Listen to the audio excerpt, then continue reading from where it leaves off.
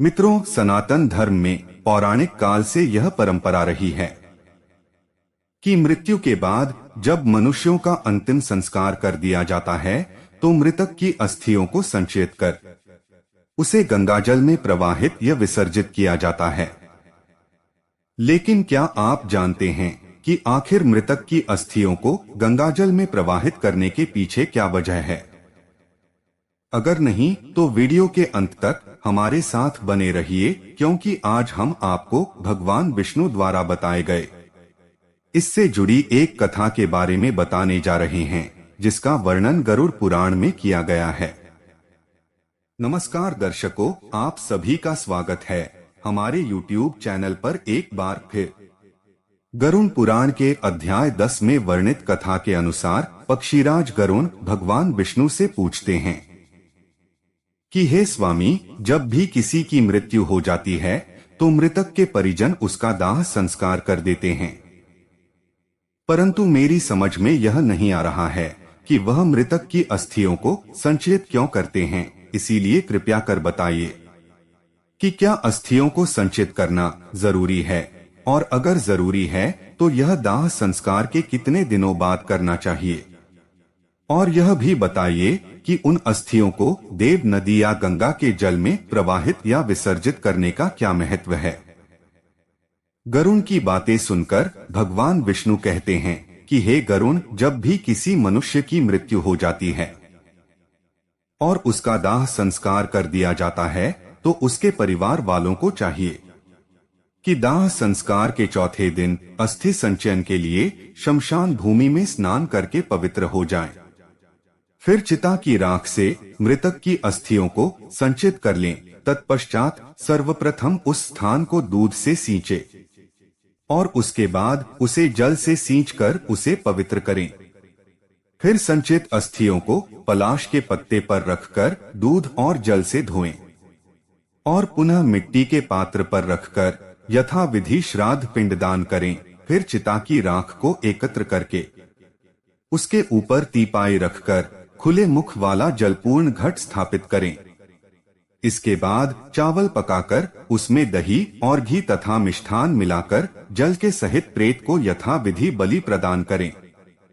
हे खग, फिर उत्तर दिशा में 15 कदम जाएं और वहां गड्ढों में उस अस्थि पात्र को स्थापित करें। उसके ऊपर दाह जनित पीड़ा को नष्ट करने वाला पिंड प्रदान करें और उस अस्थि पात्र को निकालकर उसे लेकर जलाशय जाएं। वहां दूध और जल से उन अस्थियों को धोकर उस पर चंदन और कुमकुम का विशेष लेप लगाएं। फिर उन्हें एक दोने में रखकर मस्तक में लगाकर उनकी परिक्रमा करें तथा उन्हें नमस्कार करके गंगा जी में विसर्जित करें। हे गरुड़, जिस मृत प्राणी की अस्थि 10 दिन के अंतर्गत गंगाजल में विसर्जित हो जाती है उसका ब्रह्मा लोक से कभी भी पुनर्गमन नहीं होता। गंगाजल में मनुष्य की अस्थियां जब तक रहती हैं उतने हजारों वर्षों तक वह स्वर्ग लोक में विराजमान रहता है। इतना ही नहीं, गंगा जल की लहरों को छूकर जब मृतक का स्पर्श करती है तब उस मृतक के सारे पाप नष्ट हो जाते हैं। हे गरुड़, जैसा कि तुम जानते हो, महाराज भागीरथ ने उग्र तप कर गंगा देवी को अपने पूर्वजों का उद्धार करने के लिए उन्हें ब्रह्मलोक से भूलोक पर लेकर आए थे और उसके बाद गंगाजल के स्पर्श मात्र से भस्मीभूत हुए सभी पुत्र स्वर्ग पहुंच गए थे। तब से गंगा जी का पवित्र यश तीनों लोकों में विख्यात है।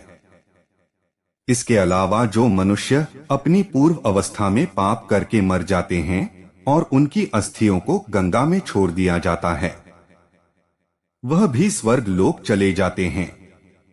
साथ ही यदि कोई मनुष्य सभी प्राणियों की हत्या करने वाला किसी व्याध या सिंह के द्वारा मर जाता है और जब वह नरक जाने लगे तब यदि उसकी अस्थियां गंगा में गिर जाती हैं तो वह दिव्य विमान पर चढ़कर देवलोक को चला जाता है।